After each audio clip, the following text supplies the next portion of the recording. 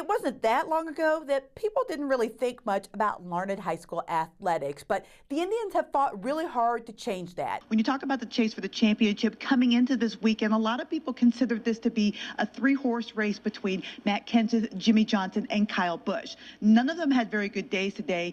Jimmy Johnson was 6th. He was the highest finisher of those three, and Kyle Busch actually finished back in the 30s because he was involved in several of the accidents. So it made for an interesting day and opened the door for somebody else to throw their name into the ring as far as the chase for the championship goes, and Kevin Harvick took advantage. Well, Jen, you're right. Lacrosse is certainly clicking on all cylinders on offense, but they actually came into tonight's game with a few question marks on defense. The Hayes High Indians have quite a weekend ahead of them in the Dodge City Tournament of Champions. 3 of the 8 teams ranked in the top 5 of either Class 6A or Class 5A. It's a little different than the tires they've used at previous races here. It's a little harder on the inside for more durability, a little softer on the outside for better grip. So this sets up a pair of really interesting rematches in the championship game. On the girls' side, it will be Hoxie versus Dighton. The Lady Indians gave the Lady Hornets their only loss of the season back at the Castle Rock Classic. On the boys' side, it will be Wallace County versus Hoxie. The Wildcats also gave the Indians their only loss in the opening game of the season. Separated by just 47 miles, the players at La Crosse and Plainville are certainly familiar with each other. And even though their rivalry would probably be considered a new one, it's still got plenty of history. It's like we can't get away from him. When you're getting ready to play a team for the 6th time in 4 seasons, there are very few secrets. We are comfortable playing Plainville just because I think this will be our 6th time playing them. And it's someone who we like playing because we know it's going to be a competitive game. That's just one of the reasons that makes this rivalry between the Leopards and the Cardinals so captivating. Maybe, a lot of it's because I enjoy playing against Coach Webster. I played with them in college, and it's fun to play them. And we've got a good relationship with their staff. I think it's a rivalry that hasn't turned bitter. It's 2 programs that respect each other. The kids respect each other. And for the most part, we play good, hard, clean games. And even though the series has been lopsided towards La Crosse, don't for a second think that means that either team is taking Friday's game lightly. We've fixed a lot of things, and we've come together as a team a lot more. We always putting out 100%. We're going to see if we can make it a little closer game this time. I think they've gotten so much better at the things they're trying to do that we really have to be focused in. Now, you may recall that these 2 teams have already met once this season in Week 4, with La Crosse getting the 40-8 victory. There's no doubt that Kansas City is the Chiefs' kingdom, and here in Denver, it's definitely Broncos Nation. But then there's the state of Kansas, right smack dab in the middle of what may be one of the NFL's biggest rivalries. More pressing than Manning versus Charles or Tamba versus Noshawn Marino. In the state of Kansas, is it the Chiefs state or Broncos? In the east side of the state, it's easy to figure out. Kansas City. Because it's Kansas City and Kansas City Chiefs. But go further west. Kansas should always be a Broncos state.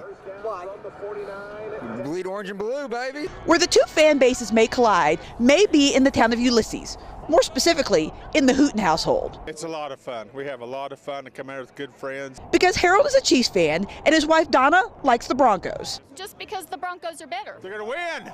The Chiefs are going to win. Now, Harold tells me that they only argue a couple times a year. You can probably figure out when that is. And that he's had to be quiet the last couple of years because the Broncos have had the upper hand in this rivalry. Coming up a little later on in sports, we will tell you if Harold is on his way to having bragging rights once again. In Denver, Heather Williams, Eyewitness Sports. From Eyewitness Sports, this is your Catch It Kansas 2-minute drill. He is one of the most highly regarded recruits in the state of Kansas. And on Tuesday, Hayes High quarterback Alex Delton committed to play football at Kansas State. The junior told me he felt like Manhattan was the best fit for him. Delton has been rated 3 to 4 stars and is one of the top dual-threat high school quarterbacks in the nation. It was a big day at La Crosse where 2 of the Leopards' top athletes have signed on to continue their careers in college. Lucas Mader will join the track and field team at Kansas State. He will throw javelin for the Wildcats. Mader says the decision to head to K-State was an easy one.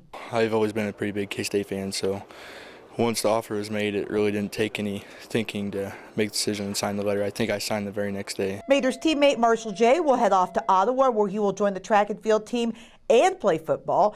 Jay says it's not all set in stone which track events he will participate in for the Braves, but he will likely try the decathlon. And at Hayes High School, soccer player Reagan Kaiser will continue her career at Rockhurst. The reigning WAC Player of the Year helped lead the Indians to a 15-3-1 record last season. The Hayes High boys had the chance to wrap up a Western Athletic Conference basketball title on Tuesday night. A win over Dodge would do it. Indians got a huge first half from Jordan Winholtz, who exploded for 19 points before the intermission. Winholtz drives from the corner and hits the 2 in the lane, and then the block by Brady Worth starts the break. Winholtz scoops it up and goes the distance for the finish. He finished with 26 points. Hayes wraps up the WAC with a 55-47 victory.